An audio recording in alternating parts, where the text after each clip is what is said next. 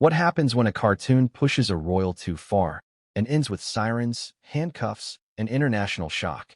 In a story that's sending shockwaves through both Hollywood and Buckingham Palace, Meghan Markle has reportedly been arrested after an alleged attempted attack on the creators of South Park, just days after they teased a brutal new episode portraying her as a villain in a twisted musical parody. Titled Markle the Menace, the upcoming scene features Prince Harry dangling from puppet strings as Meghan belts out, "Silence the Queen, I want the crown."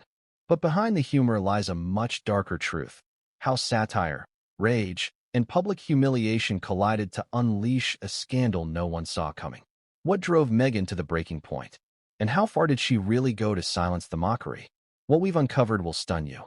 Before we continue, please hit the like button, subscribe to the channel, and turn on the notification bell for updates. It was supposed to be just another edgy episode from one of television's most famously irreverent animated series. But within hours of its leak, the name Meghan Markle was no longer trending merely as a public figure.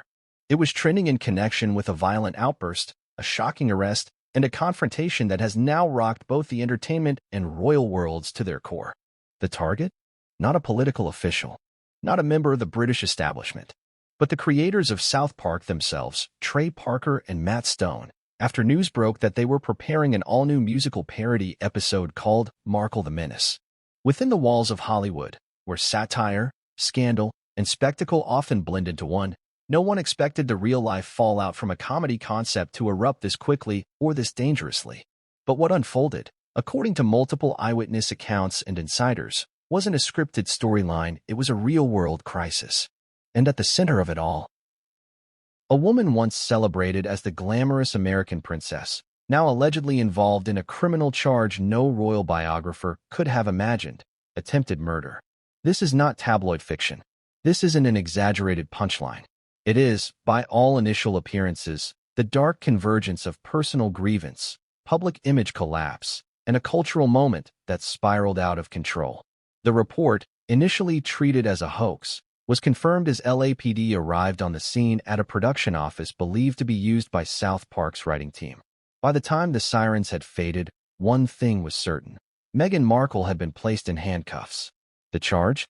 A violent altercation in direct response to the show's planned musical episode, which depicted her as a Broadway-style villain, singing lines such as, "Silence the Queen, I want the crown," while Prince Harry dangled behind her like a lifeless puppet on strings. The optics were astonishing, and the implications staggering. From Buckingham Palace to Los Angeles to the offices of Viacom, the reverberations of Meghan's arrest set off a media explosion unlike anything we've seen in the post-Megxit era. This wasn't just about reputation. This was about legality, about intent, about the blurring of the line between satire and psychological rupture. It raised fundamental questions. How far can a public figure go in defending their image? When does satire stop being funny and start provoking genuine psychological instability? And most importantly, was this the moment Meghan Markle finally imploded under the weight of a narrative she could no longer control? To understand just how we got here, we must rewind not just to the moment of the arrest, but to the cultural powder keg that was quietly building over the last 2 years. Ever since Meghan and Harry walked away from the royal family in 2020, declaring their desire for privacy, peace, and independence, they have done nearly the opposite. A Netflix series, a 6-part Spotify podcast, a tell-all memoir, televised interviews with Oprah and Anderson Cooper, multiple lawsuits, public appearances, awards ceremonies, brand launches. And yet, despite all the media capital invested, the couple's standing with the public has steadily declined. And then came South Park. Their first appearance on the show, in an earlier episode titled The Worldwide Privacy Tour, already sent shockwaves through their PR machine.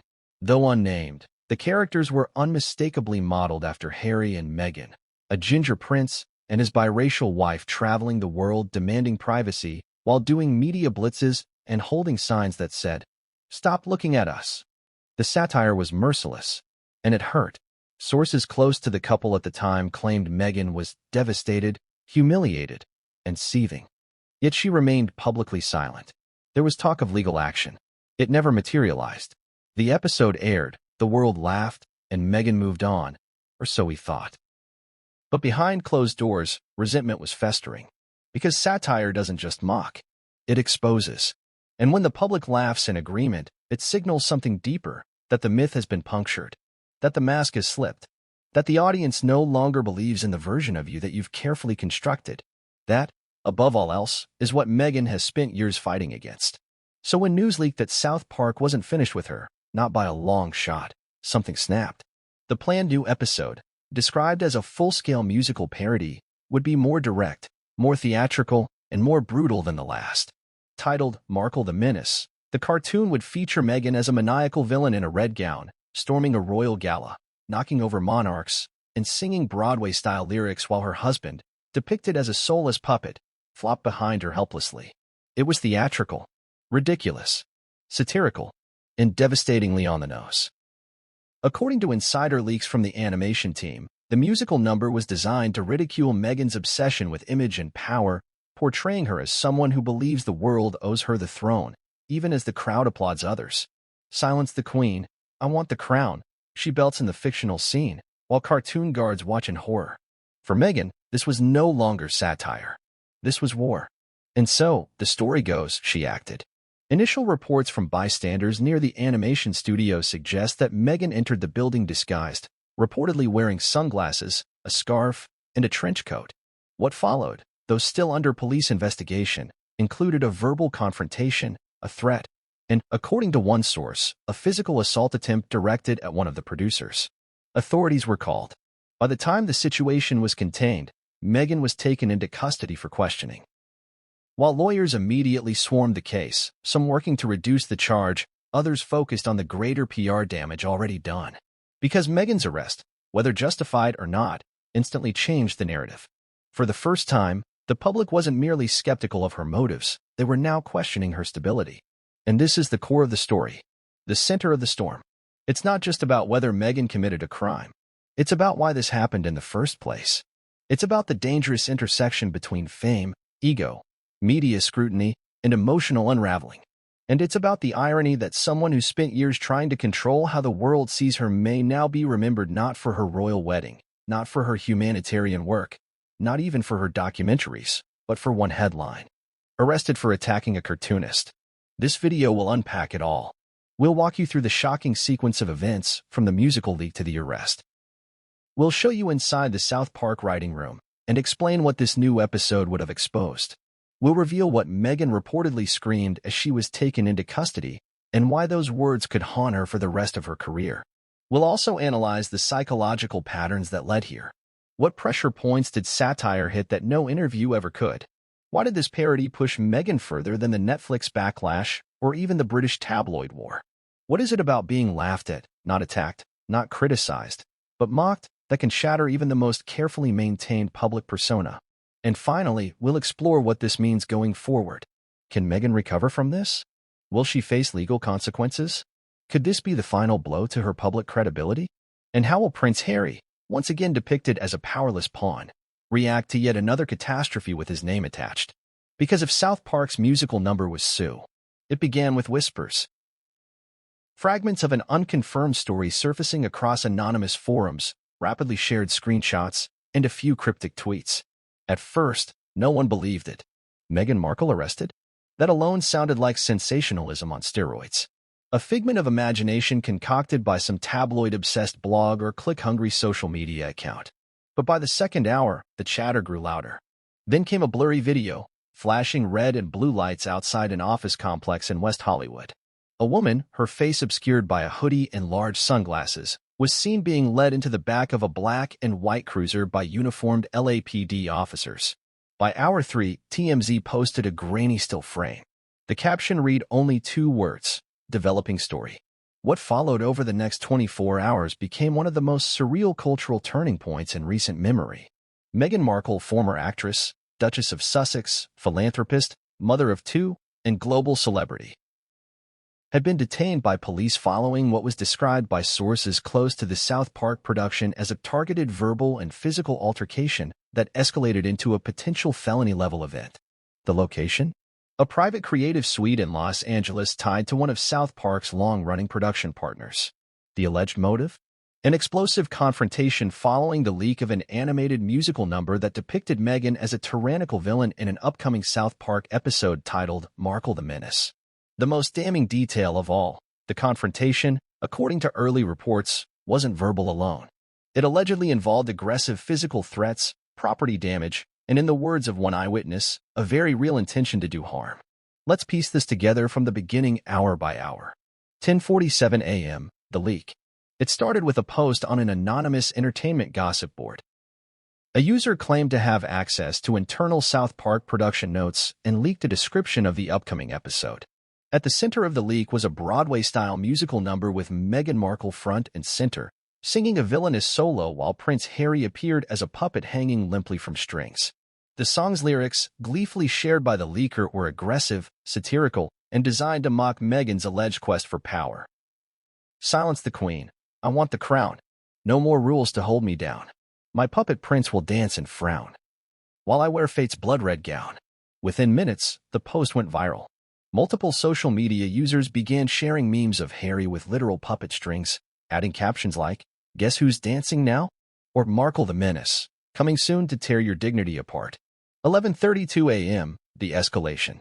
South Park's co-creator Matt Stone, known for his sarcastic tweets, posted a cryptic message. "You're gonna want to see this one.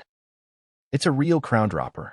Fans and media insiders alike took this as confirmation. The leak was real, and the episode was nearing final animation. In parallel, Meghan Markle's name began trending. Her legal representatives, according to one entertainment attorney quoted off-record, were allegedly alerted to the leak by noon. 12:20 p.m., Meghan reportedly leaves her Montecito residence. Sources began speculating that Meghan, clearly rattled by the musical's content, made an unscheduled departure from her Montecito home. While it remains unclear whether she was accompanied by security or aides, surveillance near the property picked up an unmarked vehicle departing the estate. One paparazzi shot caught a figure in a headscarf, sunglasses, and trench coat stepping into a black SUV. At this point, public interest in the story was intensifying, but nothing yet pointed to violence, only outrage. Only the possibility of another lawsuit, perhaps a strongly worded press release, maybe even a lengthy sit-down interview to set the record straight. 1:14 p.m., arrival at the West Hollywood Creative Studio. The narrative changes entirely at this moment. Multiple reports from within the production studio claim that Meghan entered the building under a false name. The suite, typically protected by NDAs and private security due to the sensitive nature of South Park's content development, was not prepared for a high-profile intrusion. According to two individuals who later gave statements to police, Meghan bypassed the main desk, took the elevator up, and walked directly into a meeting room where junior animation staff were reviewing the animatic sequence of Markle the Menace. What happened next has been described with chilling consistency across several accounts. Eyewitness A: "She didn't scream right away. It was like she was waiting for someone to notice her. Then when they did it, when someone asked, 'Can I help you?' she just erupted. Like, shaking, shouting, pointing at the screen." Eyewitness B: "She yelled something about being hunted and destroyed by cartoons. Then she knocked over a display monitor and grabbed one of the writer's iPads. People were stunned. No one thought it was real at first." 1:23 p.m., emergency call placed. Someone inside the studio dialed 911, reporting a trespasser acting erratically and violently. According to the call transcript later obtained by reporters, the words assault, verbal threat, and attacked equipment were all used. The operator reportedly dispatched officers immediately, classifying the event as a potential threat to personnel. 1:31 p.m., LAPD arrives on scene. Video from outside the building captures the moment two squad cars arrived. Bodycam footage, which has yet to be publicly released but was described in court documents, reportedly shows Meghan continuing to shout at staff members even as officers enter. She is said to have turned toward police and exclaimed, "They're trying to destroy my life. You don't understand, they're mocking me." When asked to leave the premises, Meghan allegedly resisted, demanding to speak with someone in charge of production. She accused the team of mental cruelty and provoking emotional collapse. According to the arrest report, when officers attempted to escort her outside, Meghan refused, escalating the situation to a level that required physical detainment. 1:45 p.m., Meghan placed in custody. Handcuffed and visibly shaken, She was led to the patrol car and taken to a nearby police station for booking and psychiatric evaluation. The footage of her detainment, though not officially released, spread through social media like wildfire. Phone recordings from bystanders captured the final moments of the arrest as she was ushered into the vehicle, her face barely visible, but her voice recognizable. "This is a setup. They're ruining everything." 2:12 p.m., LAPD statement issued. The department confirmed that a high-profile public figure was taken into custody following a disturbance at a private production facility and that an ongoing investigation is underway. They refused to release a name at first, citing procedural protocol. But it was already too late. 2:39 p.m., Meghan's name leaks to the press. TMZ, Daily Mail, and Page 6 all ran with the story nearly simultaneously. An internal leak from the department confirmed that the person detained was Meghan Markle and that charges were pending review. A photograph of Meghan in custody, though partially obscured, went viral. News outlets flooded Montecito. Royal commentators rushed to cable news panels. The entertainment industry braced itself for the fallout. 4:00 p.m., damage control begins. A representative from Meghan's legal team released a vague statement denying that any physical threat or violence was intended, describing the visit as a private discussion gone wrong and a misunderstanding fueled by emotional distress. The statement also emphasized Meghan's years of mental health advocacy and the need for restraint and compassion in times of crisis. The statement did little to slow down the reaction. That evening, the world responds. Social media lit up with mixed emotions. Some expressed concern. If this is true, she needs help. Others mocked ruthlessly. She couldn't take a joke, so she tried to take someone out? Memes featuring Markle the Menace merged with mugshots and gifs of South Park characters laughing hysterically. More damningly, prominent media figures and comedians began weighing in. "This is like if Kanye stormed Pixar," one late-night host quipped. Another said, "When satire starts to look like a prophecy, you know someone's really lost the plot." By nightfall, Meghan's arrest was the lead headline on every major platform, from CNN to BuzzFeed to BBC. What does it mean? This wasn't just a momentary lapse or overreaction. This was the collision point of public pressure, personal identity, media humiliation, and mental unraveling. It showed how powerful satire has become and how fragile image-making can be when it comes under fire from a medium that can't be sued, debated, or ignored. Meghan's arrest wasn't only a breaking story. It was the culmination of a years-long media war. A woman who once stood on palace balconies was now in a holding cell for assaulting the creative team behind a cartoon. And as the cameras rolled and the headlines multiplied, one truth became painfully clear: no one, not even royalty, gets to control the story when the public starts laughing. While the arrest of Meghan Markle sent shockwaves through every corner of the media landscape, what ignited the entire firestorm and continues to fan its flames is the animated episode at the center of the controversy. It isn't just another South Park installment filled with the show's trademark irreverence.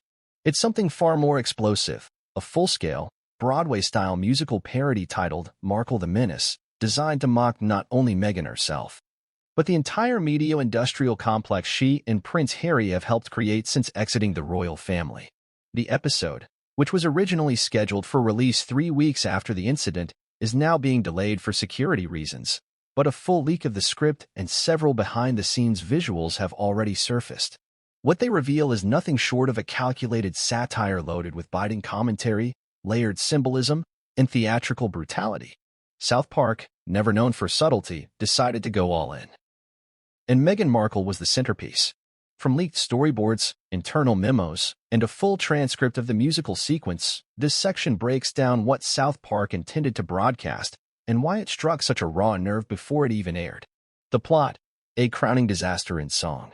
According to sources close to the production, Markle the Menace is structured as a satirical fairy tale gone wrong. The episode opens with a mock royal ceremony, complete with red carpets, trumpets, and animated versions of the royal family watching stoically from velvet thrones. As the celebration begins, a crack forms in the marble floor of the palace.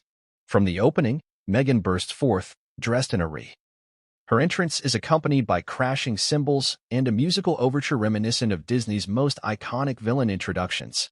The announcer bellows, "And now, the self-proclaimed savior of suffering, the Duchess of Perpetual Grievance." Markle the Menace. She begins her solo, a fully orchestrated musical number titled Silence the Queen, I Want the Crown. The lyrics, bold, bombastic, brutal. The lyrics of the song are intentionally over the top, mocking Meghan's perceived obsession with status, public sympathy, and royal symbolism.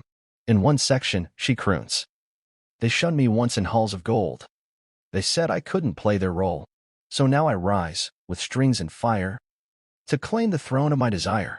Throughout the scene, animated Meghan dances across royal banquet tables, knocking over symbolic busts of Queen Elizabeth II and tearing down Union Jack banners. The visuals are pointed. At one point, she repaints the royal crest with her initials in gold, while the other characters look on in horror. Behind her, Prince Harry appears, not as an empowered figure, but as a literal puppet. Strings hang from his limbs, controlled by a golden crown she wields like a puppet master's controller. His eyes are wide, empty, glazed. He stumbles behind her, occasionally singing a few notes of support, always off-key, always confused. In one refrain, Meghan sings, "You'll bow to me and not to blood. No crown of theirs can match my flood. My story's truth, my brand is fate. And if you clap for her, it's hate." They, her, here is widely understood to reference Princess Kate, who makes a cameo near the end of the episode in stark contrast. Silent, composed, dressed in a soft blue gown, Kate floats onto the scene surrounded by glowing white doves. While Meghan stomps and shrieks for attention, Kate's character quietly places a teacup on a saucer and bows to the crowd, earning thunderous applause. The crowd chants, "Future Queen," a clear echo of recent real-life public sentiment. Meghan's character screeches, "Why are you clapping for her?" mirroring the real Meghan's reported outburst from the previous South Park episode, which became a viral meme. The satire, not just about Meghan. While the target is undeniably Meghan, the episode expands its criticism to include the culture of media manipulation, performative victimhood, and the public's hunger for scandal. One subplot features a fictional streaming platform called Flixify, a parody of Netflix, where Meghan's animated character demands exclusive rights to broadcast her journey to royal truth.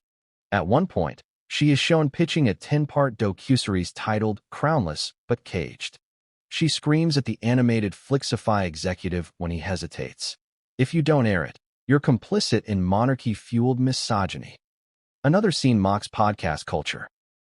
Meghan's character hosts a show titled Her Truth, where every guest is silenced before they can speak, and every segment ends with the phrase, "And that's why I'm the victim." These moments are not just comedic. They reflect a growing public sentiment that Meghan's narrative, once compelling and sympathetic, has now been diluted by overexposure and contradiction.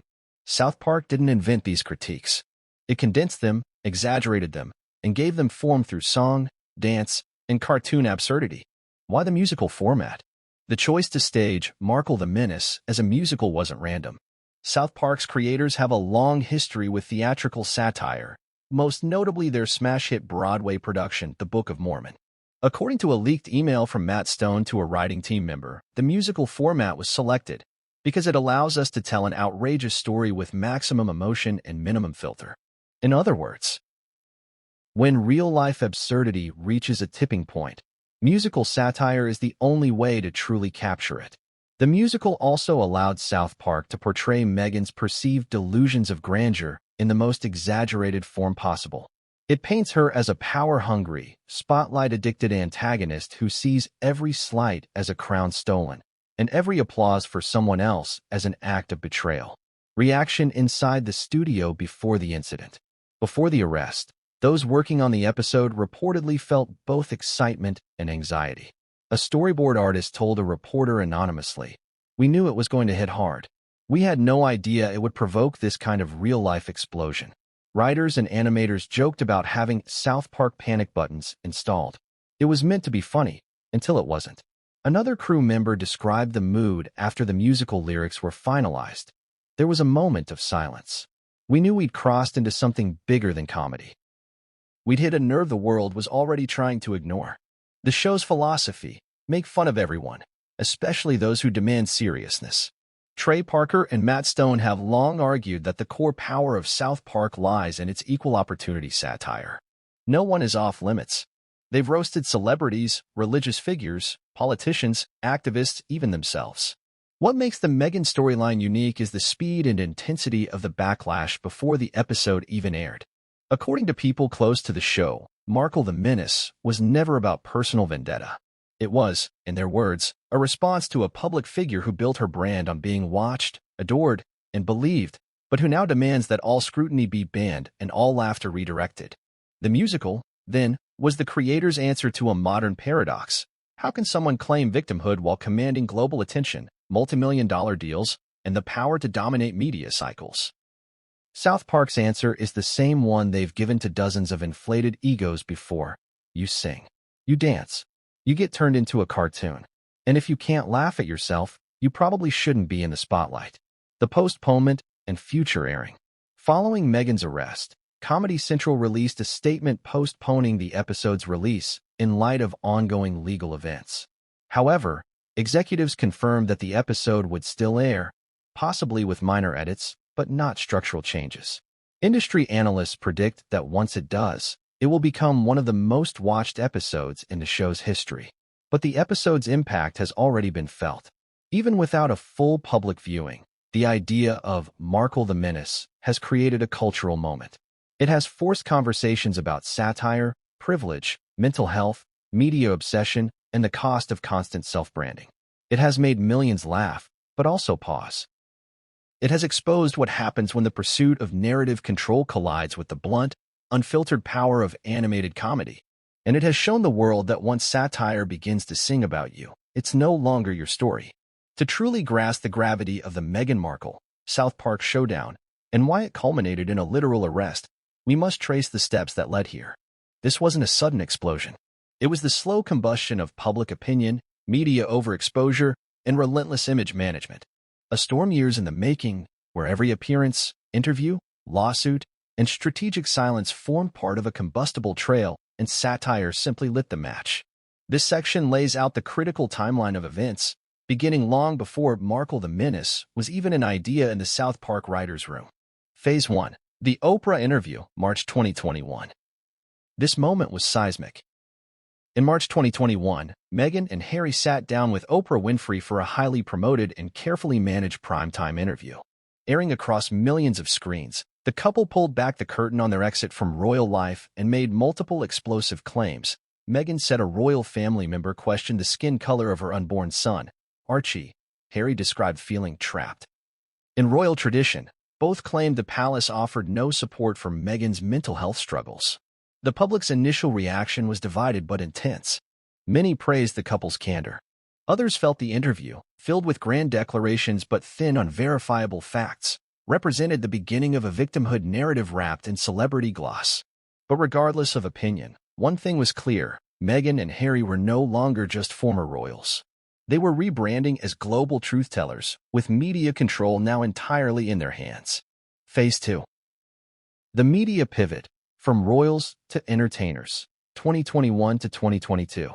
Following the Oprah interview, a series of strategic moves reshaped their trajectory. Meghan launched her podcast, Archetypes, on Spotify.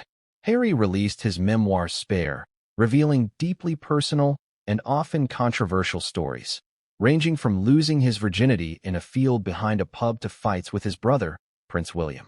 Netflix debuted a 6-part docuseries chronicling their truth and perspective on royal life. This blitz wasn't just informative, it was immersive.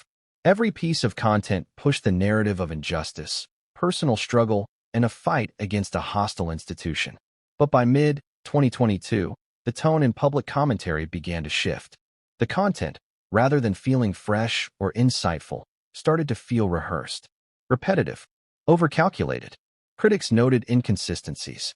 Why, if privacy was so sacred, did Meghan continue to release intimate details on Spotify and Netflix? Why did Harry go from defending his family's honor to writing entire chapters about royal squabbles in a best-selling memoir? The question emerged: had the pursuit of justice become a business? Had truth-telling become branding? Phase 3. The first South Park broadcast, February 2023. Then came South Park's first blow. In February 2023, the show aired an episode titled The Worldwide Privacy Tour, a thinly veiled parody of Harry and Meghan's media habits. The characters were not named directly, but the visuals were unmistakable. The Prince and Princess of Canada, dressed identically to Harry and Meghan, went on a publicity tour demanding privacy while appearing on every talk show and holding signs like "Stop looking at us." The satire was brutal. It mocked their contradictions with laser precision. At one point in the episode, the Meghan character is seen screaming at the public to respect her space, all while throwing glitter in the air and launching merchandise. Harry's cartoon counterpart quietly follows her, seemingly unsure of what they're even protesting anymore. The public response was overwhelming. Memes flooded Twitter and TikTok. Even royal commentators who had previously avoided South Park began quoting lines from the show. The episode exposed a growing sentiment that the couple had crossed into self-parody and didn't realize it. More telling than the satire itself was Meghan's alleged response. According to multiple entertainment insiders, Meghan was enraged and felt blindsided. There were rumors of legal consultation, discussions about defamation, and internal panic within her PR team. But no public statement was made. The Sussexes remained silent. Phase 4. The Internet turns. Online mockery explodes, 2023 to 2024. Following the South Park episode, the tide shifted rapidly. Meghan and Harry became recurring punchlines on late-night television, Twitter threads, Reddit forums, and YouTube monologues. The same media that once lauded their courage began questioning their credibility. On YouTube, reaction videos picked apart their Netflix series line by line. TikTok users mocked Meghan's podcast style with lip-sync parodies. Twitter/X hosted trending hashtags like #MeghanExposed and #HarryThePuppet. A common theme emerged. The couple was overexposed. Their story no longer inspired empathy, it invited ridicule. And in that environment, South Park didn't just take aim. It became the ringleader of a cultural mockery campaign. Phase 5, the leak. Markle the Menace is coming early 2025. In early 2025, rumors began circulating that South Park was preparing a follow-up. It wouldn't just mock their contradictions. It would take the satire to another level entirely. Insiders whispered that this new episode would be a musical, a theatrical dismantling of Meghan's public persona. Then came the leak. Lines from the episode spread rapidly across social media. "Silence the Queen. I want the crown. My puppet prince will twirl around. Just smile and never frown." The reaction was instant. Viewers couldn't believe South Park was going further, especially after the controversy of the first episode. But for many, that was the appeal. The leaked visuals, featuring Meghan dressed in a red villain's gown and Harry dangling like a stringed marionette, struck a nerve. For Meghan, it was the final straw. Phase 6. Behind closed doors. The meltdown, late night, prior to the incident. Several sources close to Meghan claim that once the script for Markle the Menace was leaked, she lost control. One insider told a British outlet, "She screamed for over 10 minutes, shouting that they can't do this to me again. She said something about suing every studio in America." Another claimed she demanded immediate contact with the show's producers. Whether Meghan made efforts to legally stop the episode remains unknown. But what is now confirmed is that just days after the leak, she arrived unannounced at a private animation office linked to the South Park team, an appearance that would lead to police involvement and the now infamous arrest. Phase 7. The satire effect. When cartoons control perception. What makes this timeline so devastating is not just the events themselves, but what they reveal about the evolving power of satire. In the past, public figures feared exposés or scandals. Now, they fear ridicule. Because ridicule has permanence. It undermines gravitas. It changes how people feel, not just what they know. South Park's portrayal of Meghan wasn't just about jokes. It reshaped the lens through which millions view her. It framed her behavior, her branding, and her contradictions in a way that no news outlet or biographer ever could. And Meghan knew it. That's why Markle the Menace felt more threatening than any headline or criticism. Because it wasn't just commentary. It was a cartoon prophecy. A world where her cries for control became shrieks for power. Where her campaign for justice was reduced to a musical tantrum. That framing, however unfair or exaggerated, was powerful enough to provoke a reaction not of words or lawsuits, but of actions. The final turning point. In most media stories, satire follows reality. In this case, satire shaped it. Meghan's confrontation at the South Park office wasn't the first time she reacted strongly to criticism. But it was the first time those reactions took the form of confrontation, panic, and alleged violence. And it was the first time her actions seemed to confirm the very caricature South Park had created. In that sense, the satire became more than entertainment. It became a trigger, a mirror, a moment of collapse. And for Meghan Markle, a woman who once stood at the edge of a new royal era, it marked a dramatic fall into something far more dangerous, becoming the villain of her own story. To understand the magnitude of Meghan Markle's confrontation with the creators of South Park, culminating in an attempted assault that led to her arrest, we must step back and look at the larger canvas. This isn't an isolated incident born out of a single moment of rage. Rather, it's the latest in a long sequence of media battles that Meghan has either initiated, escalated, or been consumed by. Since her entry into the royal family, Meghan has been locked in a multi-front war with the press, streaming platforms, gossip magazines, and satirical entertainment. Her journey is less a rise and fall, and more a study in the evolution of image warfare in the digital age, where perception is everything and the battlefield is relentless. This section dives deep into Meghan Markle's history of media conflicts, examining key battles, strategic maneuvers, lawsuits, interviews, and carefully crafted narratives, and explores how each has added pressure to the image she so fiercely tried to control. A former actress enters a global spotlight, 2016 to 2017. Before Meghan Markle became a royal, she was an actress known primarily for her role on the legal drama Suits. She had a modest fan base, a lifestyle blog called The Tig, and a social media presence centered around travel, fashion, and wellness. This era was marked by light public visibility and moderate press interest. Then came Prince Harry. When their relationship became public in late 2016, Meghan was thrown into the global spotlight almost overnight. Tabloids began obsessively covering her background, her past relationships, her family drama, especially the behavior of her father, Thomas Markle, and her half-sister, Samantha. Rather than embracing royal tradition, which often involves silence and strategic patience, Meghan entered the media storm with a sense of confrontation. Even early on, she was believed to be pushing for greater control over what the palace said about her, how press releases were worded, and who spoke on her behalf. This was a major departure from how royal media relations had historically been handled. The Kensington Palace years, clashes behind closed doors, 2018 to 2019. Once officially a royal after her marriage to Harry in May 2018, Meghan's battle with the media took a new turn. Behind palace gates, insiders have since revealed that Meghan was increasingly frustrated with how she was being portrayed. Reports of Meghan making staff cry, feuds with Kate Middleton, and an alleged rift between Harry and William began flooding UK tabloids. Meghan saw herself, she later said, as a victim of unfair and even racist press coverage. The palace, however, maintained its time-honored strategy: don't respond. Don't feed the media. Maintain the mystique. But Meghan refused. In October 2019, during a royal tour in Africa, she stunned the public by giving a highly emotional interview to ITV's Tom Bradby, revealing that not many people have asked if I'm okay. That clip went viral. It was viewed as both moving and calculated, a rare moment of personal vulnerability in the middle of what was supposed to be a professional diplomatic tour. By the time Meghan and Harry announced in January 2020 that they were stepping back from royal duties, the tone had shifted. This was no longer a royal romance. It was now a branding war. Postroyal, the reinvention campaign, 2020 to 2021.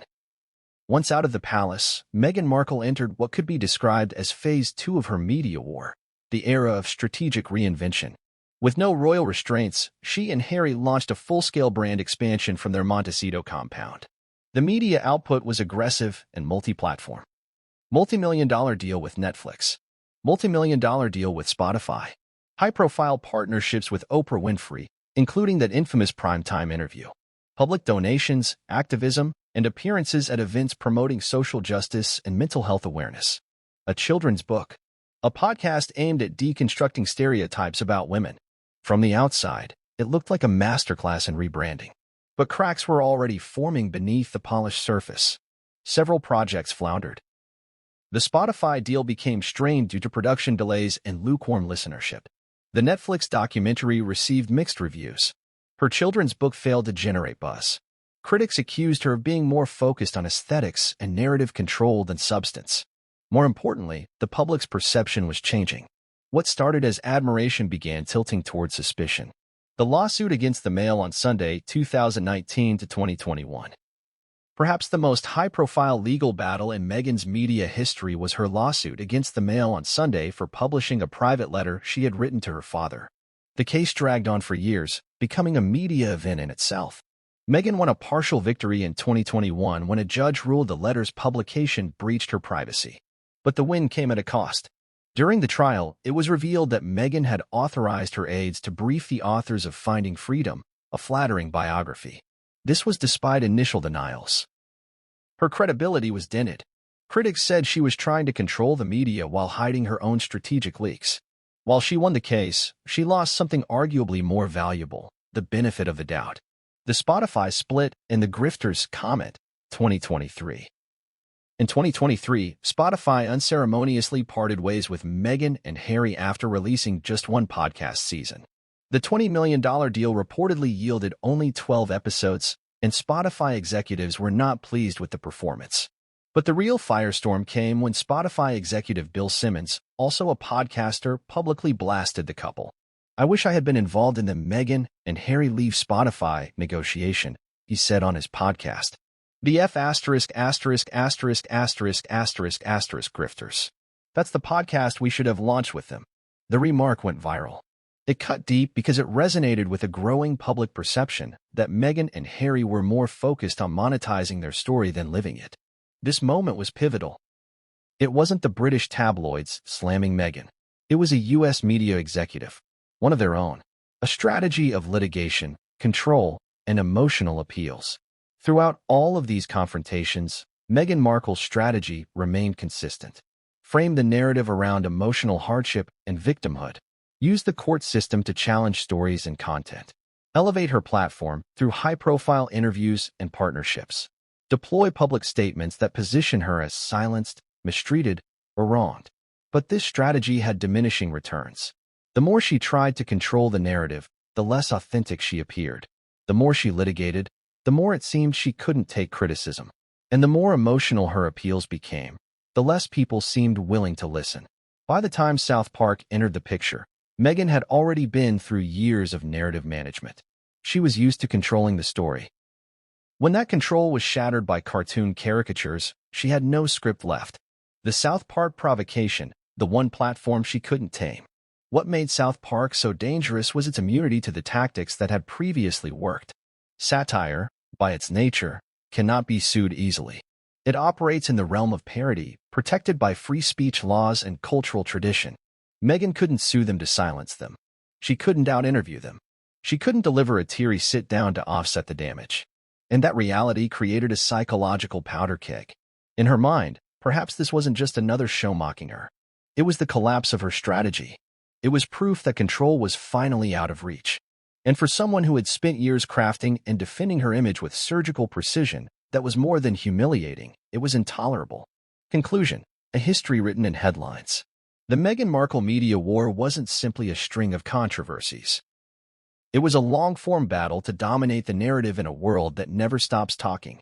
Her arrest wasn't the beginning of the story. It was the result of years of tension, criticism, backlash, missteps, and strategic overreaches. The same tactics that once won her global sympathy began to wear thin. The same emotional appeals that once melted hearts began to raise eyebrows. South Park may have mocked her, but it didn't invent the contradictions. It simply exposed them, loudly, hilariously, and without restraint. And when the laughter became louder than the narrative, Meghan Markle did what she had always done. She fought back. This time, though, the world wasn't buying it.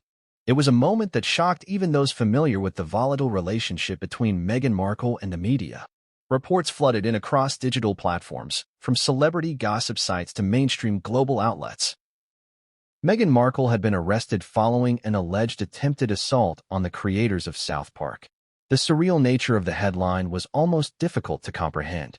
A former duchess, a global public figure once photographed beside the Queen of England, now in custody, her public unraveling tied not to an investigative expose or political scandal, but a satirical cartoon. But what exactly happened in those critical moments leading to her arrest? What unfolded behind the scenes of a gated animation studio where creators and voice actors were finalizing what was intended to be another episode of edgy comedy? This section breaks down the timeline, the incident itself, eyewitness accounts, and how it all spiraled into chaos that authorities could no longer ignore. The days before, signs of a breaking point. Insiders close to the production studio began reporting unusual activity in the days leading up to the incident. Staff working on the Markle the Menace episode described increasing levels of security, triggered by rumors of a leak and online threats. Though Meghan's name wasn't officially confirmed in the South Park storyline, the leaked song lyrics and character design made it obvious to viewers who the episode targeted. The musical number's chorus, Silence the Queen, I Want the Crown, was already circulating online. Fans were debating whether it was crossing the line or simply poking fun. Within Meghan's inner circle, however, it was seen as an open act of war.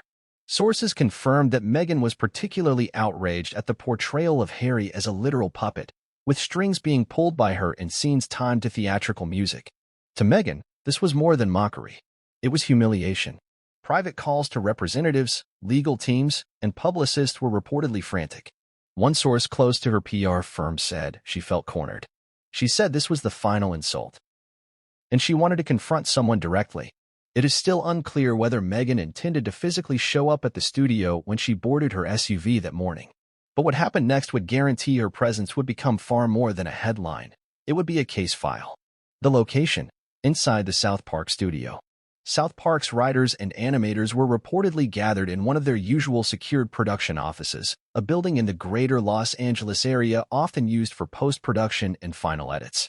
According to staff present at the scene, the team had just completed rough animation on the musical segment for Markle the Menace when the security desk received a call from outside the compound.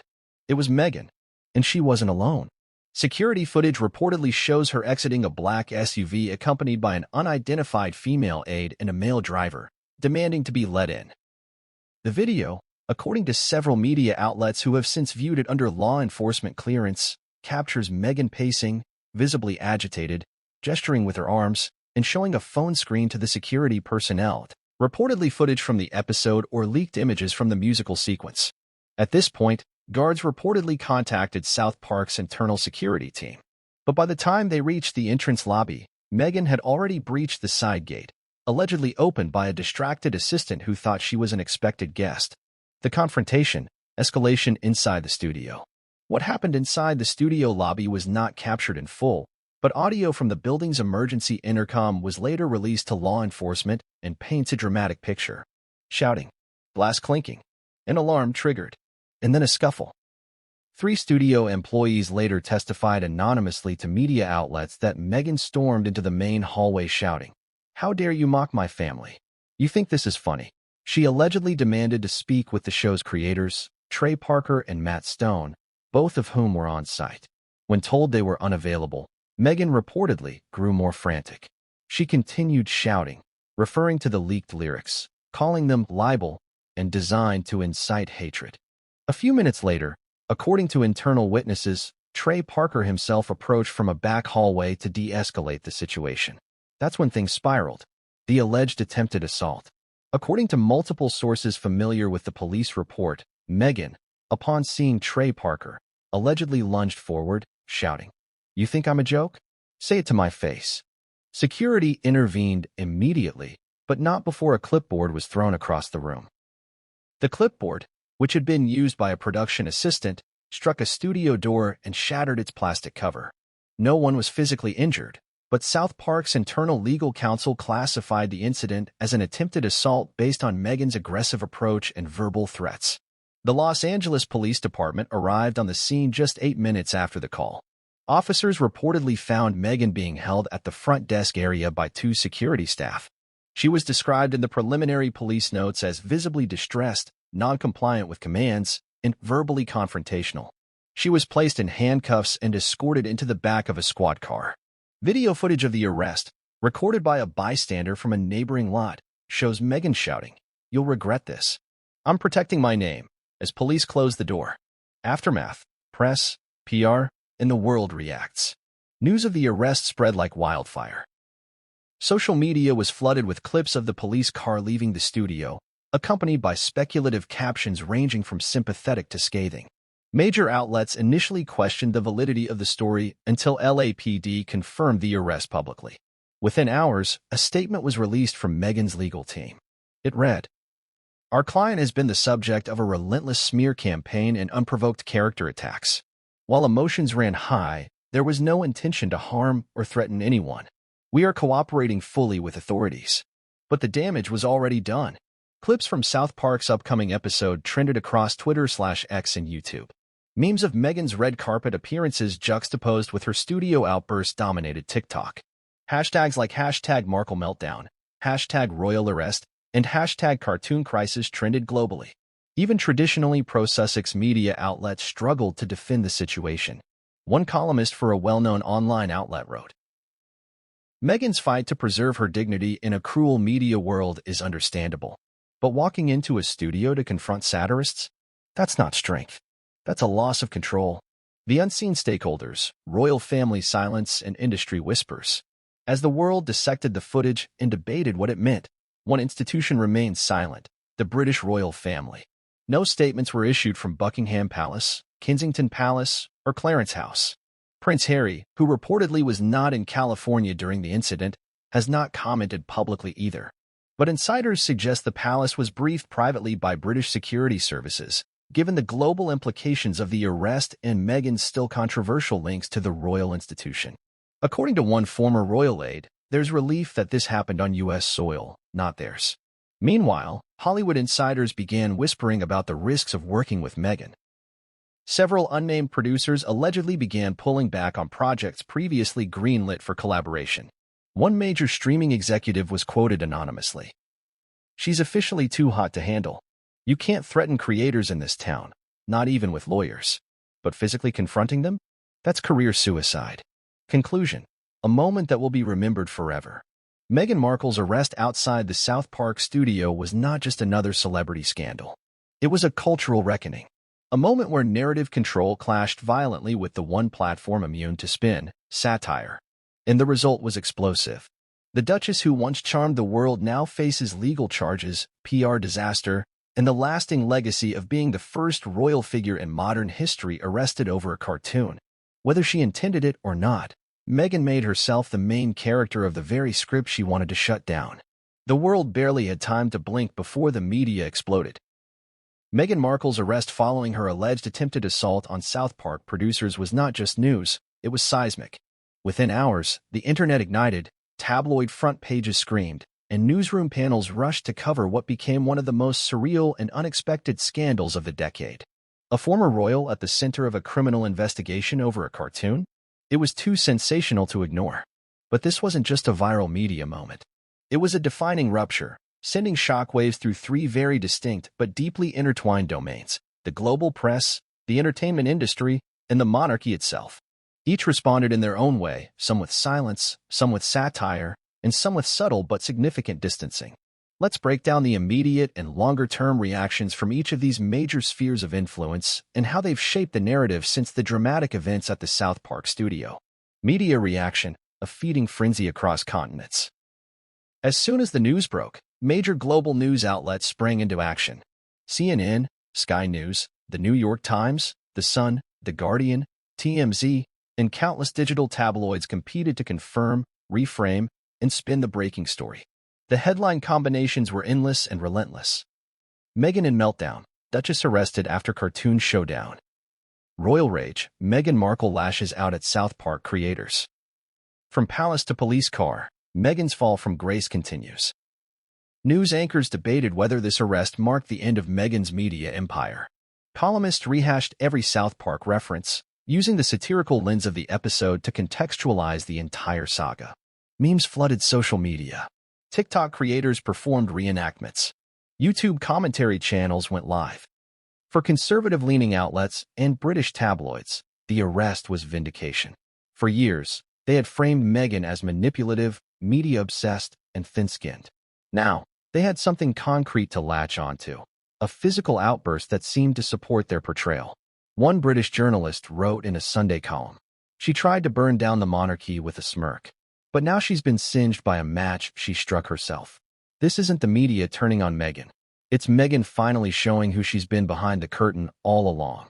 But more centrist and liberal-leaning platforms approached with more nuance. Some questioned the legality of satirical depictions that hit too close to home.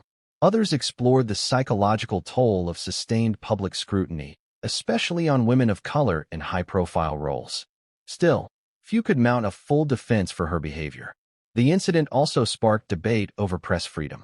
Many journalists and creators worried that Meghan's reaction, though clearly an extreme case, might fuel broader efforts to censor satire, critique, and parody. Prominent voices in media made their stance clear. A New Yorker cartoonist tweeted, "If royalty can be drawn, they can be criticized. If you can't laugh at power, you're not free." Hollywood shock and silence. Perhaps the most telling response came from Meghan's own adopted kingdom, Hollywood.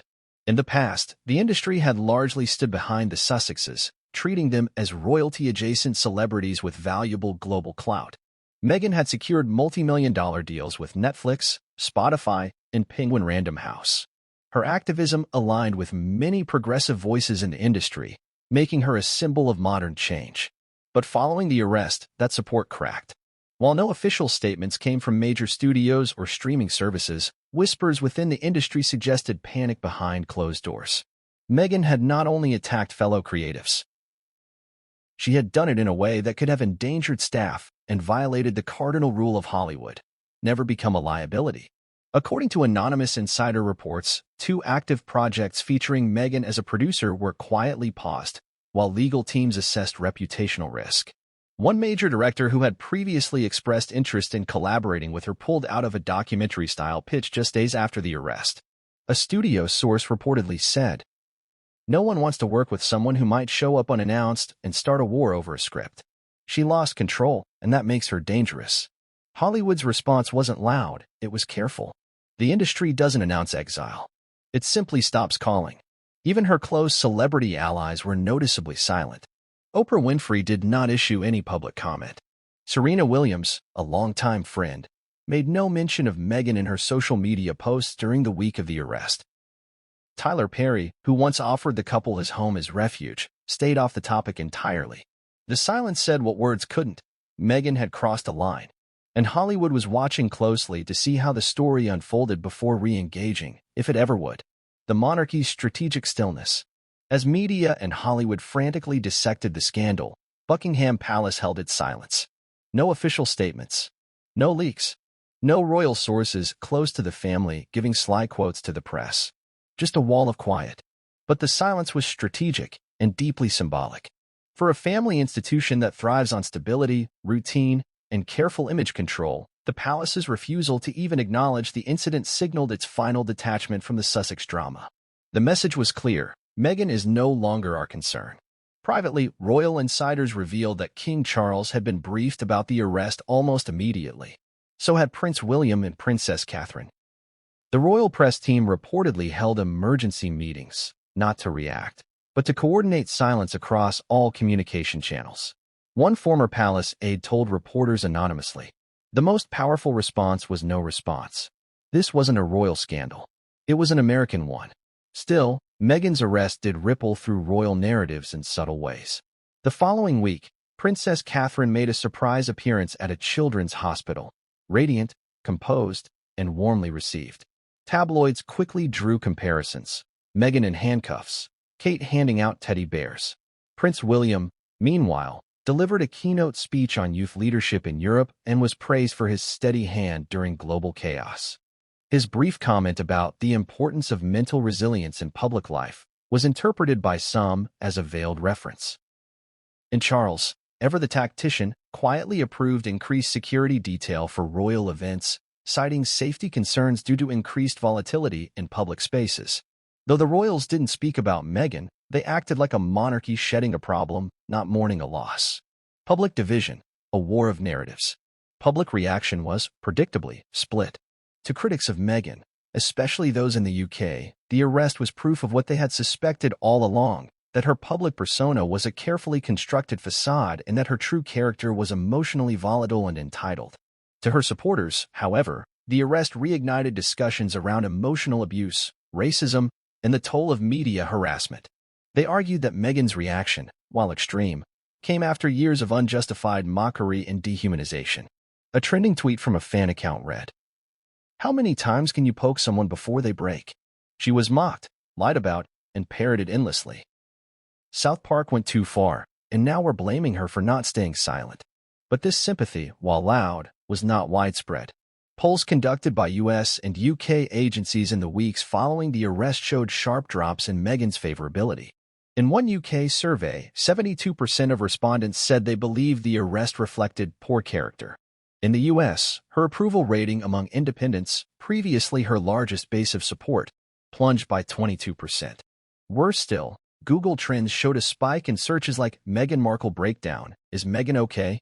and South Park Meghan arrest footage, suggesting that the incident had transitioned her image from empowered victim to unstable figure. The incident had transformed a nuanced debate into a tabloid soap opera, and the public was watching with popcorn in hand. Conclusion: a new era of consequences. Fallout is a word often used in public relations, but in Meghan Markle's case, it has a literal quality. What began as a